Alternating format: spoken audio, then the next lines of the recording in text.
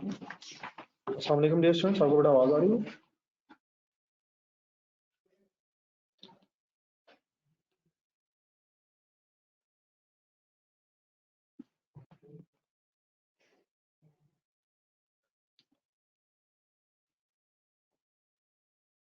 जी उमर, क्या क्वेश्चन आपका?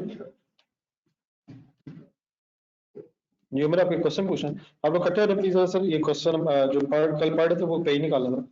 रजिस्टर खोलें, अभी क्वेश्चन नया करते हैं। जी उमर, आपको कोई सवाल, एक सवाल पूछना चाह रहे हैं?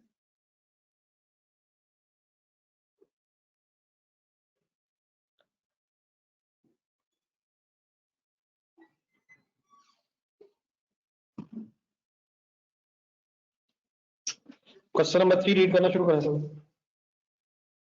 जो कल तक पढ़ा था उसमें कोई कंफ्यूजन नहीं किसी की? जो डेप्रिसिएशन कल तक पढ़ी है, कोई कंफ्यूजन नहीं किसी की?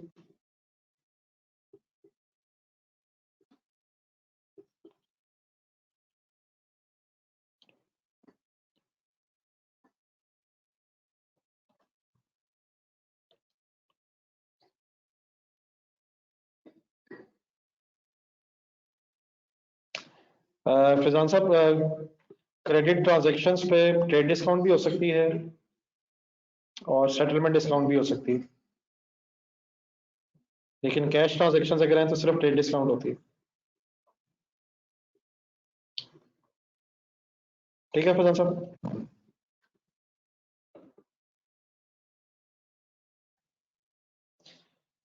Question number 3 sir. ऑनर का नाम लिखा हुआ, मटेरियल बॉट अ मशीन। और छोड़ दें प्लीज सी बातें, उम्र पूछ लेने छोड़ दें।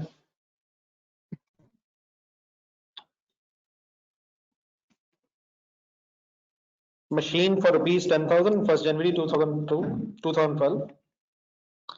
He estimates the life of the machine was 8 years, useful life gradually 800. Depreciation is to be calculated on straight line basis. अब बेटा डेटा बिल्कुल सिंपल सा है। रिक्वायरमेंट हमसे 3 है। Right up for 12 and 13, machinery account, accumulated appreciation account, depreciation expense account. तो 3 laser बनाने हैं, मशीनरी का, accumulated appreciation का और डेप्रिसिएशन का।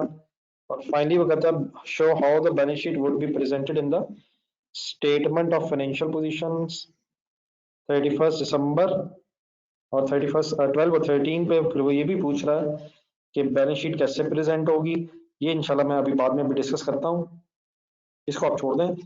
आप मुझे ये बताएं, कंसंट्रेशन से मेरा सवाल सुने। क्या एक्यूमुलेटेड एप्रिसिएशन का अगर लेजर एग्जामिनर ने मांगा है तो मशीनरी अकाउंट कॉस्ट पे बनेगा या डब्ल्यूडीवी पे?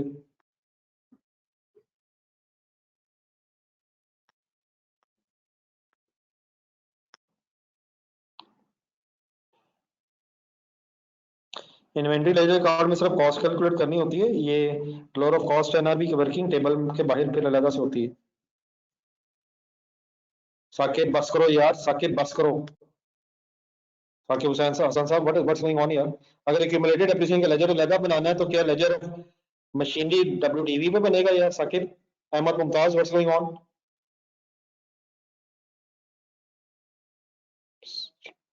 Please mister Ahmad Mumtaz, Sakib Hussain, Sakib Hasan, what's going on?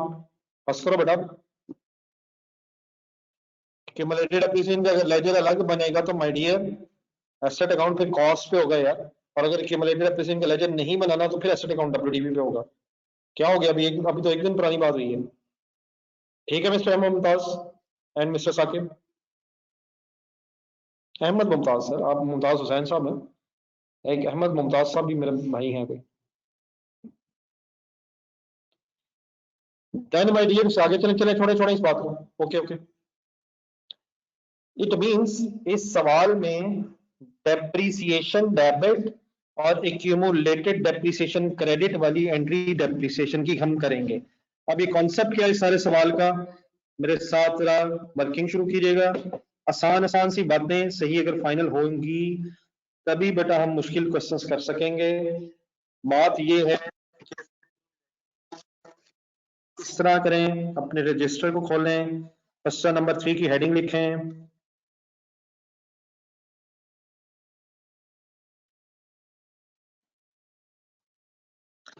आपके पास पेज जिस तरीके से है, मेरा ख्याल आप किस तरह करें, रजिस्टर पे 2 लेजर्स आमने सामने बना लें और 2 सालों की वर्किंग है, हाफ से थोड़ा सा ज्यादा पेज चाहे छोड़ दें, एक मशीनरी अकाउंट, एक एक्यूमुलेटेड डेप्रिसिएशन अकाउंट, और जो डेप्रिसिएशन का तीसरा लेजर मांगा हुआ बी रिक्वायरमेंट फिर अल्लाह का बाद में सॉल्व करते हैं।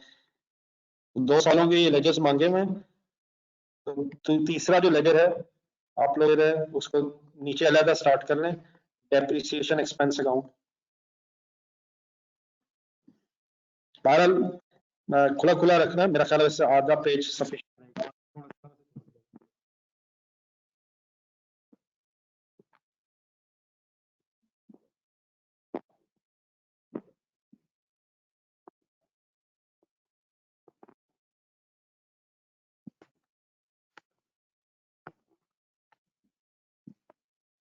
को मैं बात कर लेता हूँ, आपका भी फोकस है क्या है तो आप पूछ लीजिएगा, मैं दोबारा बात करूँगा, नेक्स्ट क्लास में पूछ लीजिएगा जी। मेरा machinery account, depreciation account and depreciation account, मेरे साथ साथ एक एक बात सुननी है आपने। 1 जनवरी 12, 12 और 13 के एंगल से वर्किंग करनी है। 1 जनवरी 12 मशीनरी परचेज हो रही है, शुरू करें प्लीज, एंट्रीज बोलें जहन में और वर्किंग शुरू करना।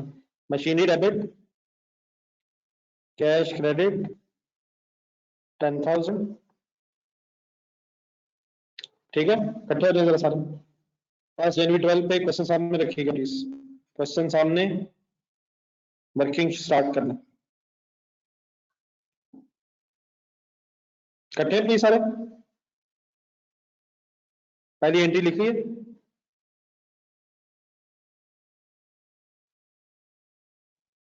पार्टिसिपेट कीजिए प्लीज साथ साथ।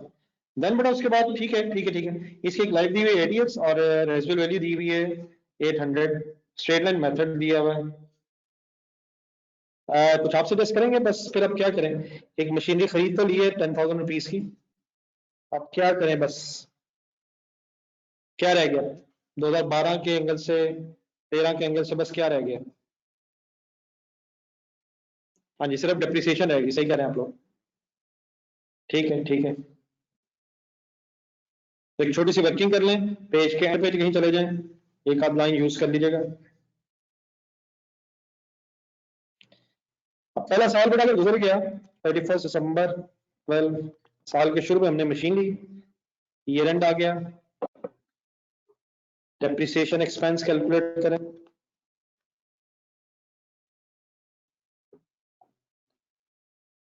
कैसे? स्ट्रेट लाइन मेथड है, 10,000 इसकी कॉस्ट है, एसेट की कॉस्ट प्लीज 10,000 है,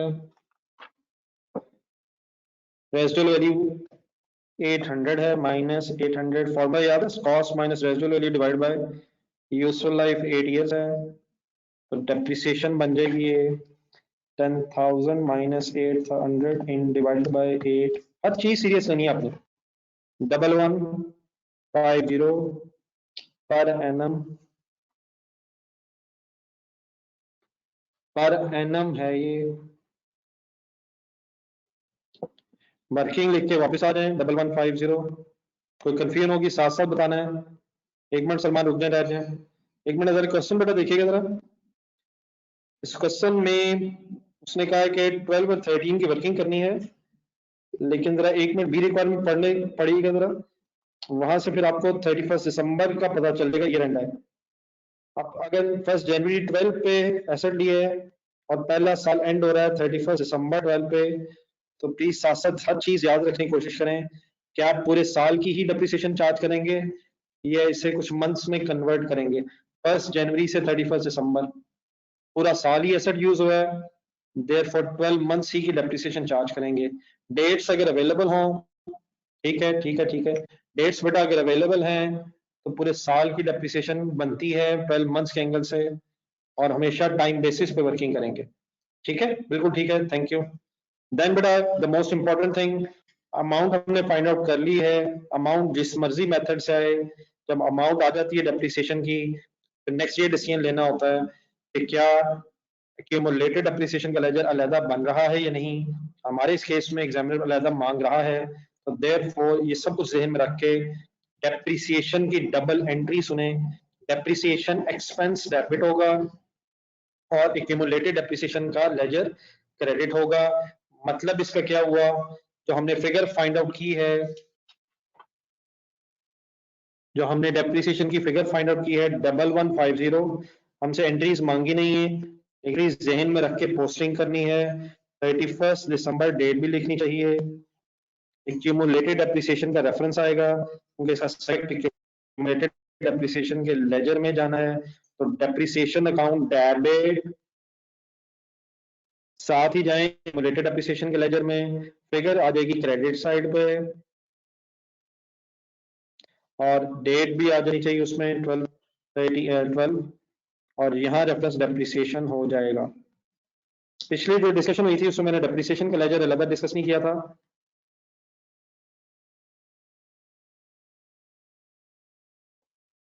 अगर उमर इस पे आप 10-15 क्वेश्चन मार्क्स और भी लगा लें अपने सवाल पे, तो मैं माजरत के साथ आपसे ये कहूंगा कि आपके इस क्वेश्चन को अगर पूछने का मतलब ये है कि हम बिल्कुल ही कंसंट्रेट नहीं कर रहे, हम मशीनरी इसलिए क्रेडिट नहीं कर रहे क्योंकि एक्यूमुलेटेड डेप्रिसिएशन का लेजर अलग बन रहा है, और एक्यूमुलेटेड डेप्रिसिएशन को क्रेडिट करने का मतलब ही ये है कि हम मशीनरी को क्रेडिट करना चाहते हैं, लेकिन उस लेजर में इसलिए नहीं क्योंकि मशीनरी के लेजर ने अब कॉस्ट पे रहना है।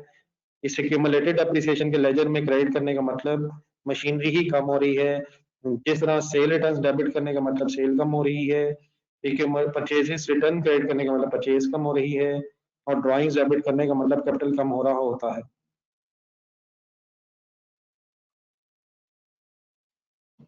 देन बेटा उसके बाद फर्स्ट ईयर कंप्लीट हो गया, नथिंग एल्स, एक एसेट आया, उसकी डेप्रिसिएशन चार्ज हो गई। यहां तक लेजर्स बैलेंस कीजिएगा, डेबिट साइड ज्यादा, ऑपोजिट साइड पे भी उतना ही होना चाहिए। क्रेडिट साइड पे कुछ नहीं लिखा हुआ, it becomes cost 10,000 closing balance of cost. Then बेटा एक्यूमुलेटेड एप्रिसिएशन का लेजर बैलेंस करें, सही फाइनल करें इस फिगर्स 1150 जितना सोच लेंगे इंशाल्लाह उतना ही बाद में आसानी रहेगी। इसमें क्रेडिट बैलेंस बन गया, डेप्रिसिएशन का लेजर एक एक्सपेंस अकाउंट है जिसने इनकम स्टेटमेंट में अमाउंट ने जाना है। 1150 डेप्रिसिएशन एक्सपेंस का लेजर बैलेंस बना, लेकिन ये डेबिट बैलेंस है क्योंकि ये एक्सपेंस का लेजर है। जस्ट टू विजुअलाइज यू, बाकी अभी फिगर्स जहां जहां जरूरत है लिख के भी करेंगे। Closing balance of machinery account है 10,000, डेबिट बैलेंस है, एक्यूमुलेटेड डेप्रिसिएशन का क्रेडिट बैलेंस है, डेप्रिसिएशन का भी डेबिट बैलेंस है।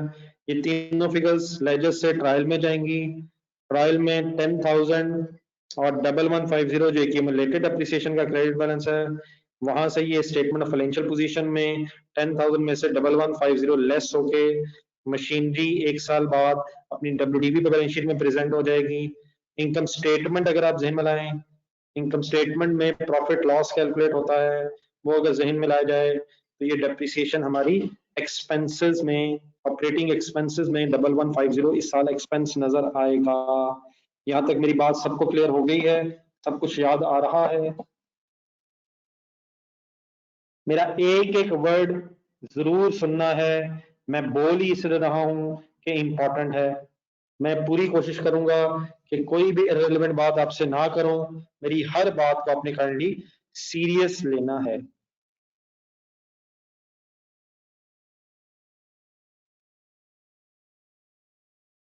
Then my dear, next year start करें, 2 सालों की वर्किंग उसने मांगी हुई है। 1 जनवरी 13, 12 से 13 में आ जाए, ब्रॉड डाउन बैलेंस उठा लें। डेबिट बैलेंस 10,000, क्रेडिट बैलेंस 50, उसके बाद नीचे डेप्रिसिएशन अकाउंट में आए। अभी तक जो हमने पढ़ा है उसके मुताबिक फुल कंसंट्रेट कीजिएगा, फुल कंसंट्रेट। एक और अभी तक जो हमने पढ़ा है, CD बिकम्स ब्रॉट डाउन 1150, इसके मुताबिक 1 सेकंड डेप्रिसिएशन अकाउंट में भी ब्रॉट डाउन लिख लें। लेकिन मेरी एक बात फुल कंसंट्रेशन से भी सुननी है। एक्यूमुलेटेड डेप्रिसिएशन के लेजर का मतलब है एसेट कम हो रहा है, मशीनरी अकाउंट का मतलब है डेबिट होने का एसेट बढ़ रहा है, एक्यूमुलेटेड डेप्रिसिएशन का मतलब है एसेट कम हो रहा है। जी माय डियर, अगर हम डाटा गौर से देखें, सिर्फ 2 लाइन्स थी। इस साल कोई फर्दर मशीनरी नहीं आई, तो ये मशीनरी का लेजर एज इट इज रहेगा। लेकिन क्या आपको पता है कि 31 दिसंबर 2013 वाले दिन जब दूसरा साल भी गुजर जाएगा तो स्ट्रेट लाइन मेथड होने की वजह से डेप्रिसिएशन एक्सपेंस 1150 दोबारा चार्ज हो जाएगा। डेप्रिसिएशन हर साल की अमाउंट को कहते हैं। यस, जो ईयर वाइज अमाउंट होती है वो डेप्रिसिएशन एक्सपेंस है। सही है सर, 1150 दोबारा हो जाएगा। अगर फॉर एग्जांपल, जस्ट एक मिनट जरा, अगर फॉर एग्जांपल आपने वर्किंग करनी भी हो तो इस साल भी वही फार्मूला है, cost minus residual value divide bye 8, तो डेप्रिसिएशन विल रिमेन सेम। अगर वही एक एसेट है और कोई एसेट नहीं है तो उसकी वही डेप्रिसिएशन नेक्स्ट ईयर भी आ जाएगी। नेक्स्ट ईयर फिर एंट्री होगी डेप्रिसिएशन डेबिट, जहन में ले आए। एक दफा फाइनली डिसीजन लेना होता है कि क्यूमुलेटेड डेप्रिसिएशन का लेजर अलग है या नहीं, और अगर हमने अलग बना लिया है तो हर साल डेप्रिसिएशन अकाउंट डेबिट अप होता जाएगा जब आप एक्सपेंस रिकॉर्ड करेंगे, और एक्यूमुलेटेड डेप्रिसिएशन अकाउंट क्रेडिट होता चला जाएगा।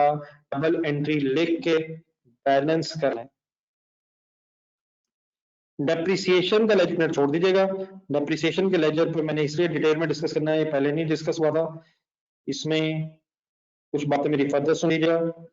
आप सिर्फ इस वक्त एसेट अकाउंट और एक्यूमुलेटेड डेप्रिसिएशन अकाउंट में फिगर्स लिख के जरा बैलेंस कर लें।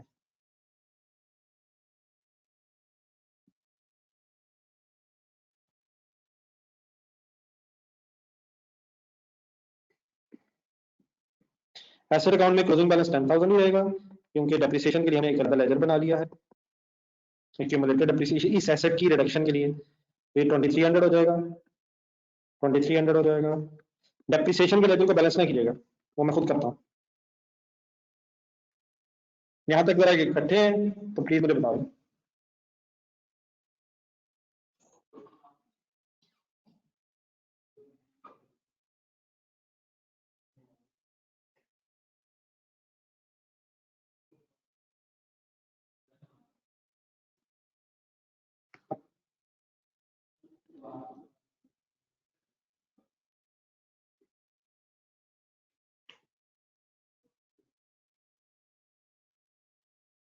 जी डियर, काइंडली सब बता दें। कोई लिख तो नहीं रहा आप?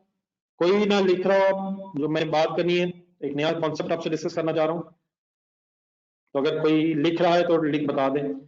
डब्ल्यू लिख दिया करें, इकट्ठे हो जाए प्लीज।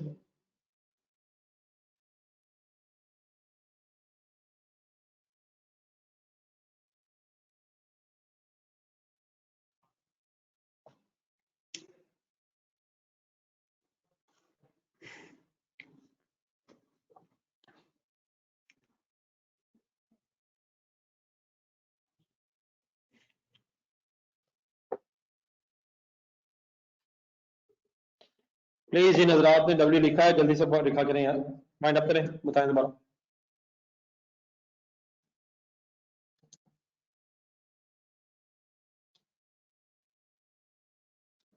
जी डियर, अब फुल कंसंट्रेशन और मेरी बात जरा गौर से सुननी है। कुछ नहीं लिख रहे आप, सिर्फ आप कंसंट्रेट करें। देखिए बेटा, इस डिस्कशन के बेस पे अगर मैं आपके सामने 2012 के एंगल से, 12 के एंगल से, पहला पिछला साल एक ट्रायल बैलेंस आपको दिखाऊं, तो 10,000 मशीनरी के सामने,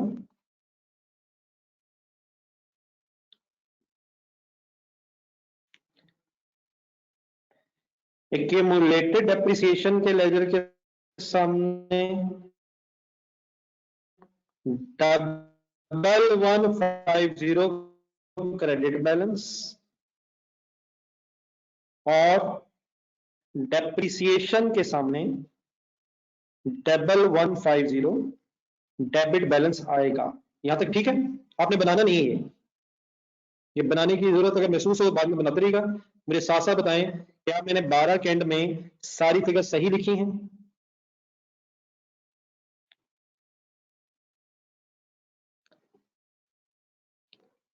इन चीजों पर सारी ग्रिप रहनी चाहिए। ये जो कॉन्सेप्ट है ना बेसिक, क्या हो रहा है फिर क्या हो रहा है फिर क्या हो रहा है, अगर ये सीक्वेंस कभी जहन से निकल गया तो बात खत्म हो जानी वहीं। ये तो मीन उसका फिर बाद में मसला खराब हो जाएगा, कॉन्सेप्ट खराब हो जाता है। अब मेरी इस बात का मतलब ये होता है जब मैं ट्रायल बैलेंस बना लेता हूँ फिर आपको पता है इनकम स्टेटमेंट बनती है ताकि प्रॉफिट या लॉस आ जाए, स्टेटमेंट ऑफ प्रॉफिट और लॉस, फिर एक statement of financial position, balance sheet बनती है। मशीनरी 10,000 लेस एक्यूमुलेटेड डेप्रिसिएशन 1150, जो भी फिगर होगी जो भी फिगर होगी जो भी फिगर होगी वो 10,000 माइनस 1150 वो बैलेंस शीट आइटम है। एक्यूमुलेटेड डेप्रिसिएशन जब मैं लफ्ज बोलता हूं तो आपके जहन में आना चाहिए कि I am talking about the machinery which means asset, accumulated depreciation means asset कम हो रहा है। डेप्रिसिएशन वर्ड अगर यूज किया जाए तो उसका मतलब एक्सपेंस बढ़ रहा है। एक्यूमुलेटेड डेप्रिसिएशन का मतलब एक्यूमुलेटेड डेप्रिसिएशन की वजह से मशीन कम हो रही है, ठीक है? तो मशीन लेस एक्यूमुलेटेड डेप्रिसिएशन ये बैलेंस शीट में फिगर आएगी। In other words please remember accumulated depreciation is not a head related to income statement, it is a head which relates to statement of financial position। Then बेटा अगर आप income statement में लाएं तो इसमें ये जो डेबिट अमाउंट है 1150 ये आपके ऑपरेटिंग एक्सपेंसेस में नजर आएगी। यहां तक मेरी सारी बात ठीक है?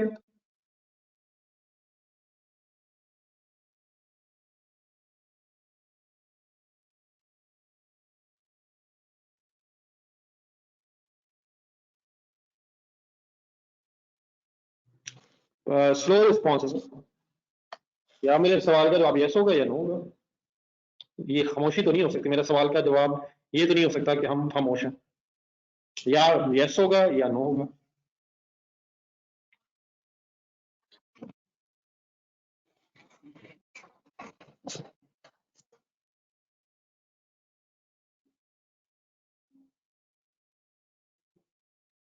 एक्यूमुलेटेड एप्रिसिएशन को जब फिरासत एसेट की कॉस्ट में से नेट करेंगे तो डब्ल्यूडीवी बैलेंस शीट में आती है, ठीक है फिरासत? और फिर वो डब्ल्यूडीवी फाइनली हमारी बैलेंस शीट में आएगी, ठीक है फिरासत? देन माय डियर अगर मैं ये सेम ट्रायल बैलेंस फिर नेक्स्ट ईयर एंड पे बनाना चाहूं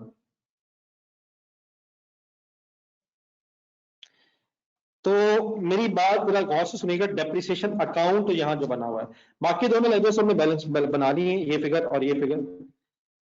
अभी तक जो हमने पढ़ा वो क्या है कि जो क्लोजिंग बैलेंस होता है लास्ट ईयर वो अपनी नेचर के मुताबिक नेक्स्ट ईयर ब्रॉड डाउन बनता है। तो मेरी इस डिस्कशन का मतलब आप कुछ न भी लिख रहे हैं क्या अभी इन दोनों फिगर्स को प्लस करके ये भी 2300 हो जाएगा टोटल और ये भी 2300 हो जाएगा, सी डी 2300 बिट बैलेंस हो जाएगा। तो मैं कहना ये चाह रहा हूं कि अगर आप 2013 के एंगल से एक ट्रायल सोचें, हर साल बनता है ट्रायल क्योंकि फिर हर साल इनकम स्टेटमेंट बननी होती है, तो 31 दिसंबर 13 के अगर एंगल से सोचा जाए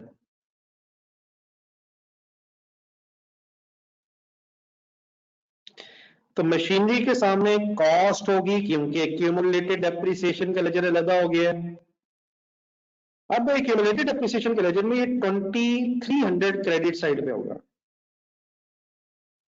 क्रेडिट बैलेंस। अब अगर बेटा मैंने ये फिगर भी वैसी कैलकुलेट की जैसे मैं कर रहा हूं तो डेप्रिसिएशन के सामने 2300 की अमाउंट आ जाएगी। पहले मुझे ये बता दें ये जो मैंने फिगर्स प्लेस की हैं 13 के ट्रायल में, आप इससे एग्रीड हैं? 13 के ट्रायल में जो भी तक हमने पढ़ा है, जो हम पढ़ रहे हैं, उसके मुताबिक आप एग्री हैं?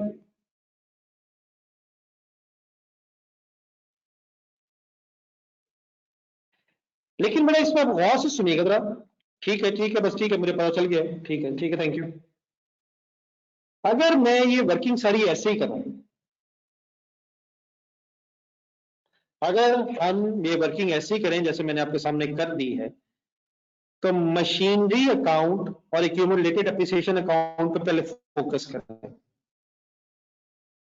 अगर मैं 2 साल बाद बैलेंस शीट बना रहा हूं, ऑब्वियसली फिर 10,000 में से 2 साल की एक्यूमुलेटेड डेप्रिसिएशन लेस होके डब्ल्यूडीवी बनेगी। यहां तक बात ठीक है मेरी? 10,000 माइनस 2300 होके डब्ल्यूडीवी बैलेंस शीट में नजर आएगी। लेकिन बड़ा प्रॉब्लम ये हो जाएगा, फुल कंसंट्रेट।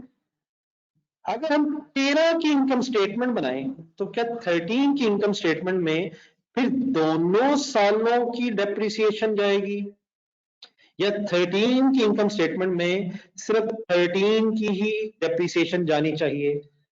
रुक रहे, अभी मेरा कोई सवाल नहीं, है, आपने जवाब अभी कोई नहीं देना। सर ठहर जाए, मेरी पहले बात पूरी हो लेने दें। जस्ट मिनट, मैं पहले बात पूरी कर लूं।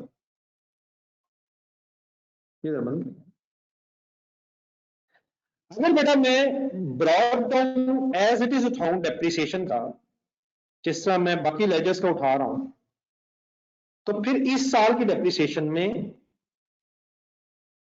पिछले साल की डेप्रिसिएशन भी एक्यूमुलेट हो गई और दोनों सालों की आ गई। अब देखिए, जो इनकम स्टेटमेंट होती है ना, वो फॉर द ईयर होती है, सालाना बनती है, हर साल की, ताकि हर साल का प्रॉफिट आ सके।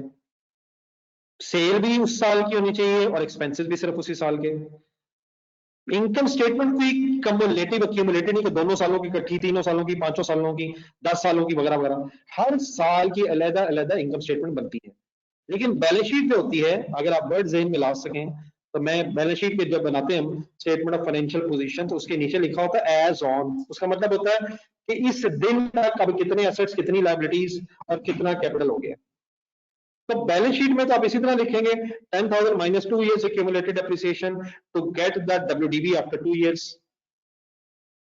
लेकिन इनकम स्टेटमेंट क्योंकि फॉर द ईयर होती है, तो देयरफॉर अगर हम इनकम स्टेटमेंट रिलेटेड लेजर्स, अब यहां से ऑनवर्ड्स फुल कंसंट्रेशन से मेरे वर्ड सुनने आपने, इनकम स्टेटमेंट रिलेटेड जो लेजर्स होते हैं, उनके ब्रॉड डाउन्स इसलिए नहीं होते क्योंकि जो उनके कैरी डाउन्स हैं वो लास्ट ईयर में इनकम स्टेटमेंट में रिकॉर्ड होके खत्म हो जाते हैं। मसलन इस वक्त डेप्रिसिएशन की बात अगर एक सेकंड छोड़ें, फॉर एग्जांपल एक सेल का लेजर है, इनकम स्टेटमेंट लेजर्स की इस वक्त मैं बात करूंगा अपना, सेल का एक लेजर है, फॉर एग्जांपल कैश सेल हुई है, cash debit, sale credit 10,000, sale का लेजर बना रहा हूं जस्ट। क्रेडिट सेल हुई है, debt debit, sale credit 20,000। Cash और डेटर का अपना लेजर होगा, हम उससे इंटरेस्टेड नहीं हैं। देन बड़ा फॉर एग्जांपल और कोई ट्रांजैक्शन नहीं है, तो 30,000 is the total sale for the first year. तो ये 30,000 इस साल की इनकम स्टेटमेंट में होना चाहिए। अब नेक्स्ट ईयर में अगर हम ब्रॉड डाउन फॉर एग्जांपल वैसे ही कर लें जैसे हम यूज्ड टू हैं, तो उससे क्या होगा, फिर ये जो 30,000 है, फॉर एग्जांपल नेक्स्ट ईयर कैसे सेल इज पोस्ट 20,000, और अगर कोई सेल नहीं है, जब आप लेजर बैलेंस करेंगे तो ये फिर 50 हो जाएगा एक्यूमुलेटेड दोनों सालों की।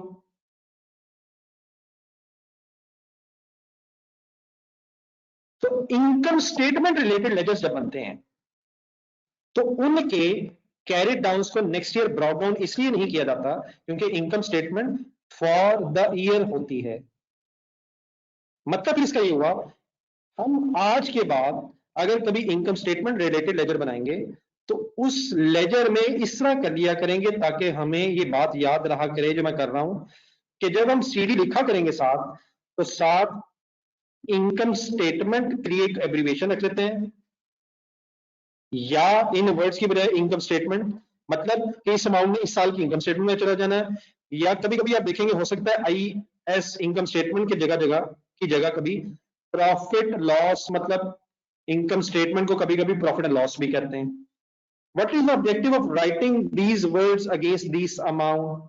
क्योंकि ये सिर्फ इस साल की अमाउंट है, मतलब सेल का अगर लेजर में नेक्स्ट ईयर बनाऊंगा भी तो ब्रॉड डाउन नहीं लिखूंगा, ताकि अगले सालों में पिछले साल की फिगर एक्यूमुलेट ना हो जाए। मैं अपनी बात अभी पूरी करूंगा, फिर आप मुझे बताएंगे कि समझ आई है नहीं। अभी मैंने कुछ नहीं पूछा आपसे।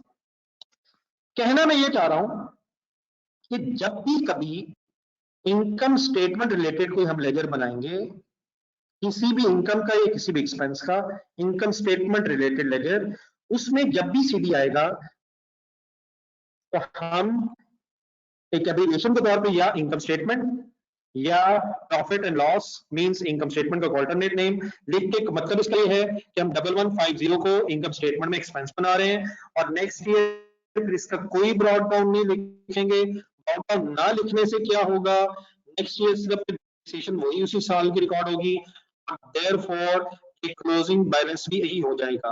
Before you start to explain anything सबसे पहले इंपॉर्टेंट सवाल अभी है, क्या एक्यूमुलेटेड डेप्रिसिएशन कोई इनकम स्टेटमेंट रिलेटेड लेजर है या एक्यूमुलेटेड डेप्रिसिएशन की बैलेंस शीट रिलेटेड आइटम है? मुझे पहले इसका नाम आपने बताना है। ये इनकम स्टेटमेंट IS है या BS means balance sheet item है? हमजा माय डियर, आपने जुल्म किया है, आपने बहुत ज्यादा जुल्म कर दिया है बगैर सोचे समझे। एक्यूमुलेटेड डेप्रिसिएशन माय डियर जब वर्ड आता है तो mister Anas, mister Hasan, mister Hamza, mister Hasan Munir, please ये बैलेंस शीट रिलेटेड आइटम है।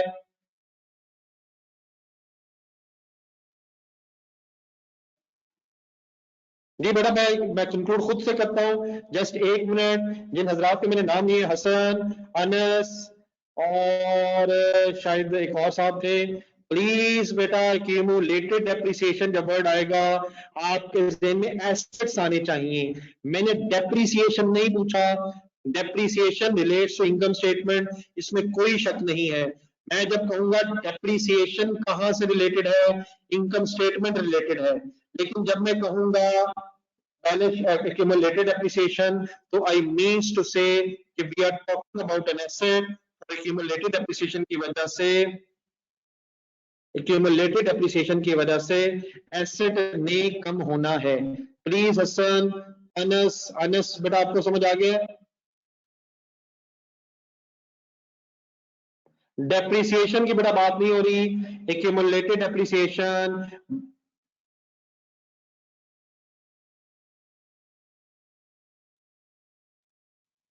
मेरी इस बात का बड़ा सिंपली मतलब ये हुआ, before we start to discuss anything, आपको शायद कुछ नहीं लिखने की जरूरत है।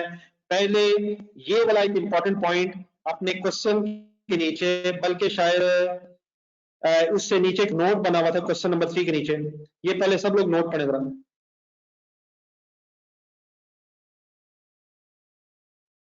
जी बेटा मुझे ठीक है, लेकिन शायद इसकी जरूरत नहीं है।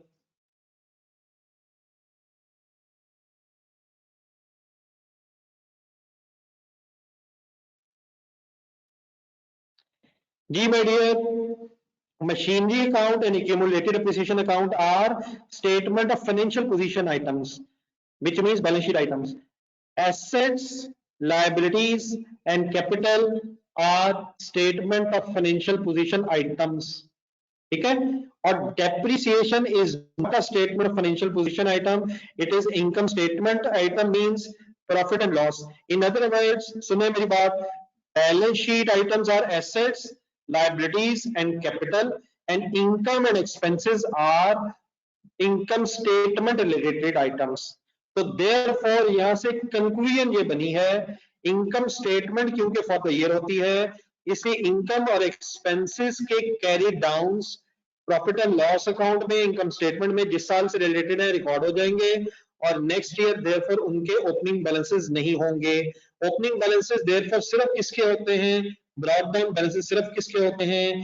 बैलेंस शीट आइटम्स के होते हैं। इंपॉर्टेंट पॉइंट्स में पहला पढ़ें, opening balances are only of assets, liabilities and capital, which means income statement items के नहीं, बैलेंस शीट आइटम्स के opening balances होते हैं।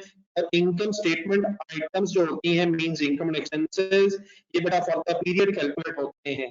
प्लीज कुछ साहिबान ने, कुछ लोगों ने अपनी कंफ्यूजन ड्रॉ की थी। मेरे इन दो पॉइंट्स को पढ़ने के बाद क्या बात क्लियर है माय डियर? ये बेटा मेरा ख्याल है कि आवाज में डिस्टॉर्शन अगर कर ली है तो ये स्पेसिफिकली इंडिविजुअल इशू बेटा आप लोगों का है, क्योंकि मेरे सामने जो बच्चे हैं इनको कोई खास इशू नहीं आ रहा। एक दो लोग हैं लेकिन मेजोरिटी का अल्हम्दुलिल्लाह कोई इशू नहीं है।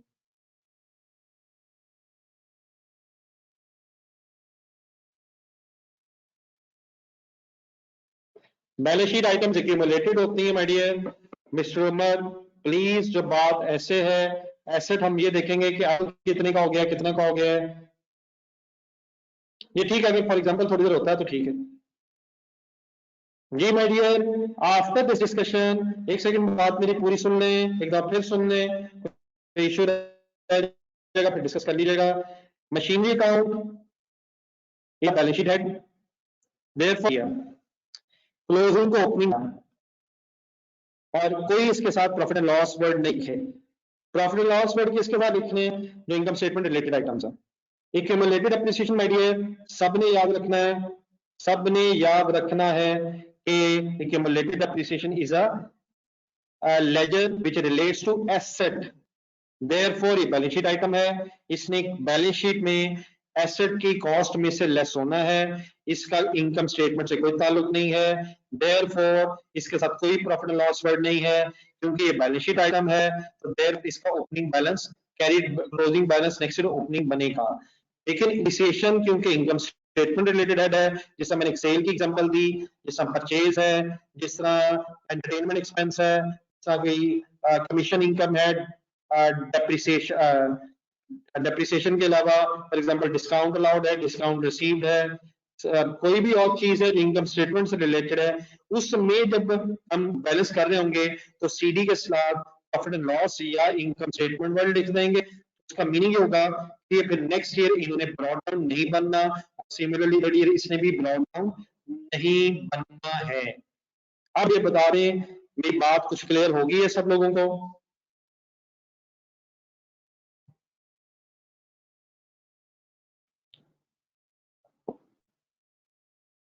कुछ स्पेसिफिक अगर इशू रहेगा तो मेरे से डिस्कस कर लें। और मेरा ख्याल है कि जरा बेहतर रहेगा, फाइनली जब मेरे कहने पे ब्रॉड डाउन बना लिया था, मैं चाहूंगा जो आपने मेरे सामने ब्रॉड डाउन बनाया था उसको लिख के काट दें, लिख के काट दें ताकि याद रहे कि नहीं बनना। और जो सी है तो उसके साथ प्रॉफिट लॉस लिखें, और देन इसको भी बैलेंस करें, इसको भी बैलेंस करें, सारी फिगर्स में से मैच कर लें, यानी इकट्ठी कर दी है। और 13 का जो ट्रायल है उसमें भी 1150 अपने हाथ से जरा डेप्रिसिएशन लिख लें। Income statement items for the year calculate होती हैं। तो यहां तक जो जो चीजें आपकी रह गई हैं मैंने आपके सामने पूरा लेजर्स को विद ट्रायल बैलेंस सामने कर दिया है, इसको काइंडली नोट कर लें। तो ये अगर किसी का स्पेसिफिक इशू है तो पूछ लें। आप पहले मेरी बात अक्सर नहीं सुनते, आप लोग अपनी ही कोई बीच में बातें पहले शुरू हो जाते हैं। मेरा नहीं ख्याल this is the right attitude. पहले मुझे बात कंप्लीटली समझा लेने दिया करें। ऑब्वियसली जब आप क्वेश्चंस बाद में समझ के पूछेंगे तो मेरे लिए समझाना भी आसान होगा, और आप जब क्वेश्चन पूछेंगे तो आपको खुद भी शायद उसकी सेंस भी समझ आ रही होगी। जी माय डियर जरूर, अब मेरे ख्याल इस बात को करने की जरूरत नहीं है। Balance sheet items, balance sheet items जो हैं उनके क्लोजिंग बैलेंसेस ओपनिंग बनते हैं। डेफिनेटली हमें पता है कि बैलेंस शीट आइटम्स कौन सी हैं, एसेट्स हैं, लाइबिलिटीज हैं और कैपिटल है। आप जिन दो क्रेडिटर्स और डेटर्स की बात कर रहे हैं, क्रेडिटर लाइबिलिटी है, डेटर एसेट है, यकीनन इनके क्लोजिंग बैलेंसेस ओपनिंग बनेंगे।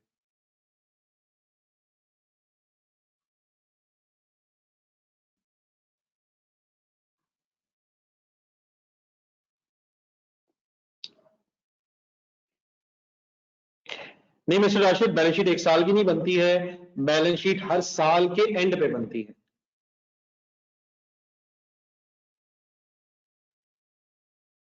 राशिद आपका ये स्टेटमेंट गलत है, हमने कभी भी बैलेंस शीट के नीचे नहीं लिखा है balance sheet for the year, हम बैलेंस शीट के नीचे लिखते हैं एज ऑन। इसका मतलब ये होता है कि बैलेंस शीट एक साल बाद बनती है, फिर जब दूसरे साल के बाद बनेगी तो आपको सिर्फ ये नहीं पता होना चाहिए कि मेरे दूसरे साल के एसेट्स कितने हैं, आपको ये पता होना चाहिए कि आपके 2 सालों के बाद आप एसेट्स कितने हैं। फिर जब 3 साल गुजर जाएंगे फिर आप देखना ये चाहेंगे 3 साल बाद मेरे एसेट्स कितने हैं। इनकम स्टेटमेंट आप देखना चाहते हैं कि मेरा इस साल का प्रॉफिट कितना है, इस दूसरे साल का कितना है। पर फिर अगर आपको सारे सालों का प्रॉफिट देखना है तो वो तो आप इनकम स्टेटमेंट प्लस करके भी देख सकते हैं, लेकिन एसेट्स के बारे में, लायबिलिटीज के बारे में बिजनेसेस में ये इंफॉर्मेशन देखी जाती है कि अब बैलेंस शीट में एसेट्स लायबिलिटीज कितनी हो गई हैं और अब फ्यूचर में 1 साल बाद फिर अब टोटल कितनी हो गई। तो बैलेंस शीट जो है वो टोटल की बेस पे बनती है, एग्रीगेट बेसिस पे बनती है, और इनकम स्टेटमेंट हर साल की सालाना बनती है। ठीक है mister Rashid and mister Umar.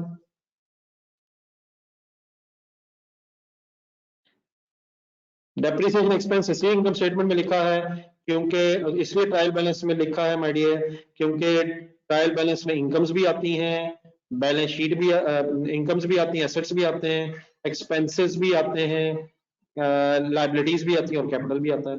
फिर इनमें से जो चीजें इनकम स्टेटमेंट से रिलेटेड हो मिस्टर अली हमजा वो उठा के इनकम स्टेटमेंट में लिख ली जाती हैं, और जो बैलेंस शीट से रिलेटेड हो वो उठा के बैलेंस शीट में लिख ली जाती हैं।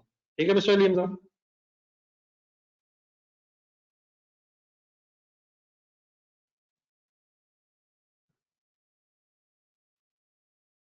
जी माय डियर, कोई और स्पेसिफिक अगर बेटा किसी का सवाल रह गया, जिन हजरात की कोई वॉइस में डिस्टॉर्शन हुई थी, बात क्लियर है? कोई ऐसी चीज अगर एक्सप्लेन करने वाली है तो मुझे बता दें, कोई अगर नहीं समझ आ सकी सही। स्पीड अप हो जाए, स्पीड अप हो जाए। कुछ बेटा लोगों के वॉइस रिस्ट्रिक्शंस आए थे। ठीक है बेटा, आपका तो आ गया मैसेज।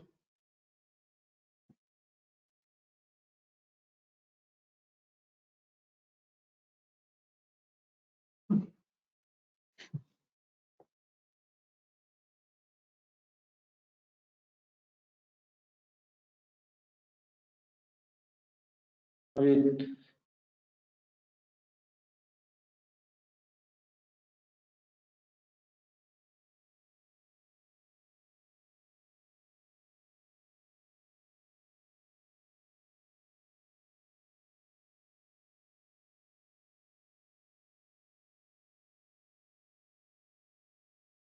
सुभान अल्लाह अब्दुल्ला, अल्लाह का शुक्र है सर। बेटा वही बनाएंगे जो कस्टमर रिक्वायर्ड है। जी my dear, without wasting any time, लेकिन बेटा ये छोटी छोटी चीजों से जो हम समझ रहे हैं इनको फिर अब हमने आगे जहन में रखने की कोशिश जरूर करनी है। तो क्वेश्चन नंबर 3 बेटा यही था, इसमें कोई नई सॉरी इसकी भी रिक्वायरमेंट रहती है। जी क्वेश्चन नेक्स्ट पेज पे जाए जरा। क्वेश्चन नंबर 3 जो हम कर रहे हैं इसकी काइंडली बी रिक्वायरमेंट।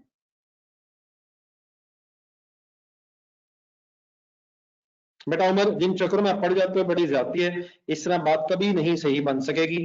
जिन चीजों में आप पड़ जाते हैं, अगर ये हो जाए वो हो जाए, मेरे भाई अगर ये हो जाए जो हुआ है, ये समझ अगर आ गया है, इंशाल्लाह वो क्यों समझ नहीं आएगा तो जब वो हो जाए।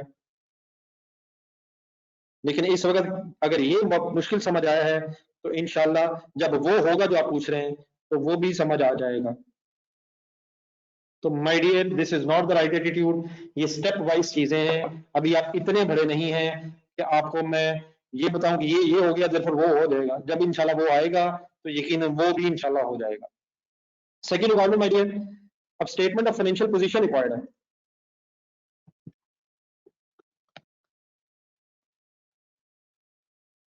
अब स्टेटमेंट ऑफ फाइनेंशियल पोजीशन जो है रिक्वायर्ड है बी रिक्वायरमेंट में, तो उसके साथ वर्ड्स पढ़े बेटा क्या लिखे हुए हैं, एज एट लिखा हुआ है। तो बेटा एज एट, और मेरा ख्याल है एज ऑन, एज एट भी बोला जा सकता है, एज ऑन भी इसकी सेम सेंस है, इस दिन यानी कि इस दिन। तो 12 की और देन फिर इंशाल्लाह 13 की, हर साल की एक अलग अलग स्टेटमेंट बनाई जाती है। अब हमसे वो पूरी स्टेटमेंट नहीं मांग रहा, स्टेटमेंट ऑफ फाइनेंशियल पोजीशन, वो हमसे सिर्फ मांग रहा है कि इस स्टेटमेंट ऑफ फाइनेंशियल पोजीशन में, स्टेटमेंट ऑफ फाइनेंशियल पोजीशन में मशीनरी ने कैसे अपीयर होना है। ठीक है, एज एट, तो एज एट और एज ऑन लिखा जाता है, इसमें नहीं कोई डिफरेंस। तो इसको ना कंफ्यूज कर लीजिएगा। जस्ट एक मिनट जरा, कहाँ लिंक? तो स्टेटमेंट पोजीशन उसे पूरी मांगी, सिर्फ क्या मांगा है? अगर एक सेकंड देख लें, रुकिए जरा एक मिनट।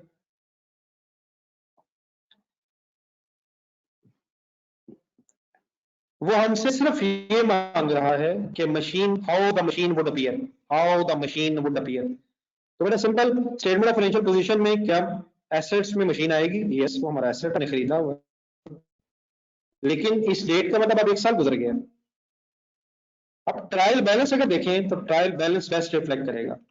तो 10,000 माइनस 1150 बेटा मैं कर तो रहा हूं, लेकिन प्लीज रिमेंबर मैं डेप्रीसिएशन नहीं कर रहा, मैं एक्यूमुलेटेड डेप्रीसिएशन लेस कर रहा हूं। ये वर्ड्स अगर सही ना हो सके तो हम परेशान रहेंगे, जो बिल्कुल सही नहीं है। तो 10,000 माइनस 1150 8850, इट मींस 1 साल बाद हमारी बैलेंस शीट में ये फिगर आएगी। अब बैलेंस शीट अगर पूरी बनाएंगे तो ऑब्वियसली बैलेंस शीट का टोटल भी टैली होता है, मैच होता है आपस में, लेकिन हमसे पूरी बैलेंस शीट नहीं मांगी जा रही, सिर्फ वो मशीन की प्रेजेंटेशन मांगी जा रही है। तो this is the presentation of machinery. हाँ, सिर्फ एक नई चीज आपको बतानी वो ये है यहाँ कि अगर हम पूरी बैलेंस शीट नहीं बना रहे, सिर्फ रेलिवेंट हिस्सा कोई एग्जामिनर को दिखा रहे हैं, तो सिंपली फिर इस स्टेटमेंट ऑफ फाइनेंशियल पोजीशन का एक वर्ड लग जाता है एक्सट्रैक्ट्स। एक्सट्रैक्ट सिंपली मींस कि पूरी बैलेंस शीट नहीं है ये उसका सिर्फ वो रेलिवेंट हिस्सा है जो एग्जामिनर को हमने दिखाना है उसकी रिक्वायरमेंट के मुताबिक। तो एक्सट्रैक्ट्स कब वर्ड यूज किया करेंगे? जब पूरी बैलेंस शीट की बजाय सिर्फ सिर्फ रेलिवेंट अपनी इंफॉर्मेशन प्रेजेंट किया करेंगे। और ऑब्वियसली अगर पूरी बैलेंस शीट नहीं बना रहे तो फिर इसको टोटल करने की भी जरूरत नहीं है। और टोटल मैच भी कब होगा? जब आप कंप्लीट इंफॉर्मेशन की बेस पे बैलेंस शीट बना रहे हैं। मेरी बात सारी क्लियर होगी? पहले I need your response.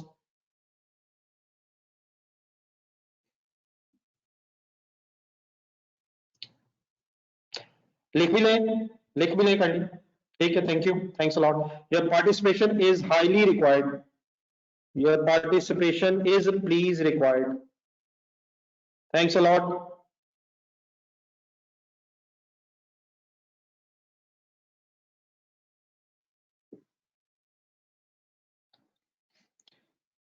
Then बेटा ये बनाने के बाद आप जरा खुद राइट किएगा। फिर स्टेटमेंट ऑफ फाइनेंशियल पोजीशन देखने की भी मांगी हुई है, तो statement of financial position extracts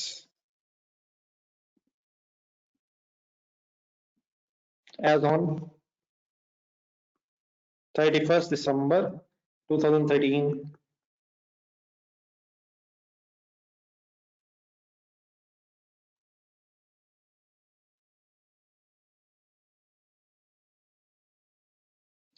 once again अपने एक्सट्रैक्ट्स का बेटा वही हमजा मतलब है जो मैंने बताया। My dear, this is not right attitude. पूरी बात भी मैंने बताई है, अब अचानक ये कहां से ख्याल आ गया? उस वक्त जो जब सही है और अचानक अब ये ख्याल आ गया। एक्सट्रैक्ट सिंपली मींस कि हम पूरी बैलेंस शीट नहीं बना रहे, सिर्फ रेलिवेंट पोर्शन बना रहे हैं। रेलिवेंट पोर्शन मीन एक्सट्रैक्ट्स है। देन बेटा के दूसरे साल के अंदर बैलेंस शीट बना रहे हैं, तो अब एसेट्स के में जो मशीन आएगी उसकी कॉस्ट तो वही है 10,000, लेकिन अब उसे 2 साल हो गए इस्तेमाल होते हुए, therefore less depreciation for the year. नहीं, वर्ड सही कर लें, एक्यूमुलेटेड डेप्रिसिएशन माइनस होगी, और accumulated depreciation is a balance sheet item, accumulated figure less होगी 2300। देयरफॉर अब हमारी बैलेंस शीट में 7700 के पे एसेट अपीयर होगा। ग्रेजुअली एसेट कम हो रहा है डेप्रिशिएट होने की वजह से। तो please, what is the formula of WDV? Cost minus accumulated depreciation. It means balance sheet में एसेट की WDV अपीयर होती है, और अगर लेजर अलग बने हुए हैं तो कॉस्ट में से एक्यूमुलेटेड डेप्रिसिएशन लेस करके लिखेंगे। होपफुली अब कोई कंफ्यूजन काइंडली नहीं रह गई। एक फाइनल यहां तक रिस्पॉन्ड कर दें ताकि हम जो रिलैक्स होकर नेक्स्ट क्वेश्चन स्टार्ट कर लें। बेटा शुएब हरगिज नहीं लिख सकते 8850 में। बेटा पहले सोचा करो शुएब, बिल्कुल गलत है ये बात। 8850 में 1150 पर एक दफा लेस हुआ है, और आप फिर 2 दफा फिर 2300 लेस करी जा रहे हैं। मोहम्मद शुएब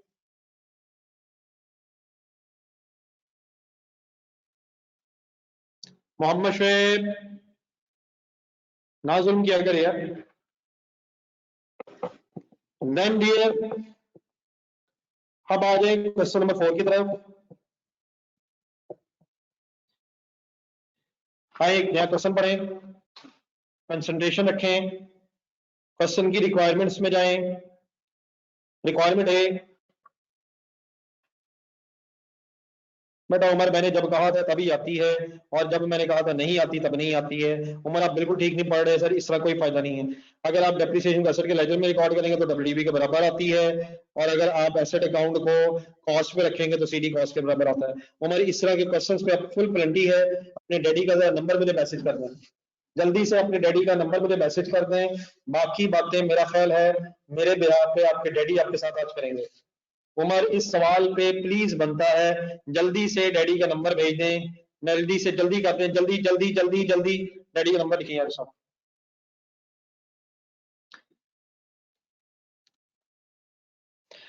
अब अगर इररिलेवेंट क्वेश्चंस आए, मुझे महसूस हुआ कि ये कंसंट्रेशन ना होने की वजह से है, तो माय डियर उमर फिर ऐसे ही अब होगा, अब डैडी से ही बाकी बातें होंगी, आपसे फिर बाद में बात होगी। सलमान अपने डैडी को जल्दी से भेज दें, अब दोबारा पंगा नहीं प्लीज लीजिएगा, कोई और ना पंगा ले वरना बातें बहुत दूर निकल जानी। Salman my dear prepare number 1 machinery account and accumulated appreciation account. बहुत से वो काम जो मैं नहीं कर पा रहा, मुझे लग रहा है कि आपके डैडी हेल्प करेंगे मुझे। मैं पूरी इंशाल्लाह कोशिश करूंगा पढ़ाने की, लेकिन कुछ बच्चे नहीं सही पढ़ रहे, इंशाल्लाह वो डैडी फिर उनके बारे में कोई फैसला करेंगे, उनसे फिर मैं पर्सनल कांटेक्ट में रहना चाहता हूँ। बल्कि आपको शायद अभी व्हाट्सएप पे मैसेज भी आ जाए, तो सब लोगों ने अपने अपने डैडी का नंबर जरा पहली फुर्सत में आज भेजना है सबसे पहले, ताकि मैं उनको आपके टेस्ट के बारे में बता सकूं, और नंबर 2 जिन हजरात ने टेस्ट दिए ही अभी तक उनकी खास तौर पे बारे में राइट टाइम पे बता सकूं। डैडी अगर बेटा खुदा न खासा नहीं है किसी के, तो अपने मुझे अम्मी का मैसेज करना, अपने किसी और गार्डियन भाई का, बड़े भाई का भेजना। बड़ा भाई अगर कोई नहीं है तो मुझे बड़ा भाई समझ के मेरा नंबर मैसेज करें, बाकी फिर मैं ही नहीं पढ़ूंगा।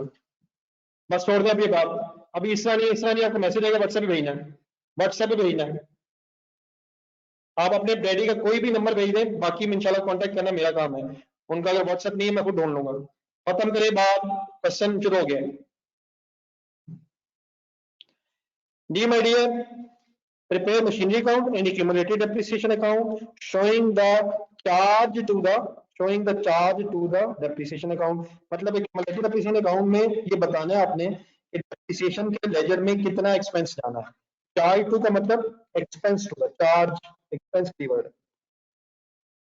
और देन फिर relevant statement of financial position extract, जो भी मैंने वर्ड यूज किया था, वो आपने हर साल के एंड पर दिखाना।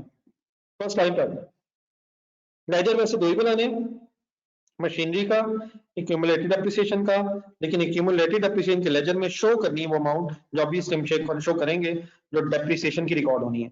Serious number 1 first line, since he commenced business on 1st January 2010 Sufi has purchased for cash the following 3 machines: machinery number 1, machinery number 2, machinery number 3। Date of purchase दी हुई है 20 जनवरी, 17 अप्रैल, 11 जुलाई, 10 में, फिर 11 में, 12 में। एसेट बेटा किसी भी डेट पर खरीदा जा सकता है, कोई इसमें इश्यू वाली बात नहीं है। कॉस्ट है, रेट ऑफ डेप्रिसिएशन गिवन है, हर एसेट का अलग गिवन है, ठीक है, क्योंकि हर एसेट की रेजिडुअल वैल्यू लाइफ डिफरेंट हो सकती है। Then but Sufi's policy is to charge full year's depreciation in the year of purchase, irrespective of the date of purchase। Full year policy उसने बनाई हुई है, और वो कहता है डेट जो भी है उसको आपने इग्नोर कर देना, इररिस्पेक्टिव। मतलब आपने डेट्स को कंसिडर नहीं करना, जिस साल में खरीदा है आपने पूरे साल ही की चार्ज करनी है। अगर ये लाइन ना होती और डेट्स अवेलेबल हैं तो ऑब्वियसली हम टाइम बेसिस को प्रेफर करते, लेकिन बेटा अगर डेट्स अवेलेबल हैं और क्वेश्चन में एग्जामिनर स्पेसिफाई करे तो फिर हम फुल ईयर पॉलिसी ही अडॉप्ट करेंगे। इट मींस अब हम डेट्स को कंसिडर नहीं करेंगे, हम सिर्फ उस साल को कंसिडर करेंगे जिस साल में एसेट आया है। और इररिस्पेक्टिव ऑफ द डेट हम पूरे साल की डेप्रिसिएशन चार्ज करेंगे एसेट जिस साल में परचेज हुआ है। बात मेरी सब कुछ समझ आ गई है?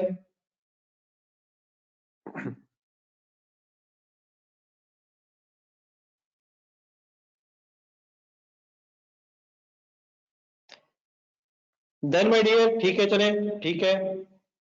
देन वो कहता है reducing balance method is to be used. Reducing balance method जरा जहन में लाएं। रिड्यूसिंग बैलेंस मेथड में एक रेट चाहिए होता है। रेट क्योंकि बेटा क्वेश्चन में गिवन है, इसलिए ऑब्वियसली अब हम कैलकुलेट नहीं करेंगे। अगर ये रेट गिवन ना होता फिर हमें कैलकुलेट भी करना पड़ता है। फिर फॉर्मूला होता है 1 minus n under root residual value divide by cost. वो भी एक अपनी जगह इशू है, लेकिन उसकी अब जरूरत क्यों नहीं, रेट गिवन है। लेकिन रिड्यूसिंग बैलेंस मेथड में फर्स्ट ईयर रेट कॉस्ट से ही मल्टीप्लाई होता है, सेकंड ईयर से ऑनवर्ड्स रेट फिर कॉस्ट की बजाय WDV से मल्टीप्लाई होता है। ठीक है राशिद, बिल्कुल ठीक कह रहा है, अपना ठीक कह रहा है। रादर देन दैट अब हम इसका करते हैं, ईयर एंड हमारा 31 दिसंबर है, उसकी बेस पे अब हम वर्किंग स्टार्ट करेंगे। पर ईच ईयर कह रहा है, अगर हम डाटा गौर से देखें तो बेटा 1 जनवरी 2010 पे बिजनेस शुरू हुआ है, पहला एसेट 2010 में आया है, दूसरा 11 में, फिर 12 में, तो शायद 10, 11, 12, 31 दिसंबर, 3 सालों की वर्किंग रिक्वायर्ड है। उसी तरह वर्किंग शुरू करें जिस हम पिछले क्वेश्चन में की थी, और दो लेजर्स आमने सामने खोल लें। अब डेप्रिसिएशन का लेजर उसने स्पेसिफिकली मांगा नहीं है, सिर्फ उसने कहा है कि जो क्यूमुलेटेड डेप्रिसिएशन के लेजर में क्रेडिट साइड पे डेप्रिसिएशन की अमाउंट आनी है, वो बस आपने प्रेजेंट करनी है क्यूमुलेटेड डेप्रिसिएशन के लेजर में। तो सिर्फ दो ही लेजर्स हैं मेन, कौन कौन सा?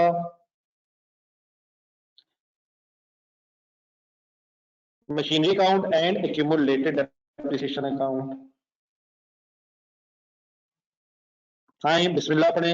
3 सालों की वर्किंग है, पूरा पेज यूज कीजिएगा, खुला खुला आराम से वर्किंग साफ सुथरी करना। अब इसका फर्दर अल्हम्दुलिल्लाह कोई ऐसी चीज नहीं है जिसका हमें आइडिया नहीं है।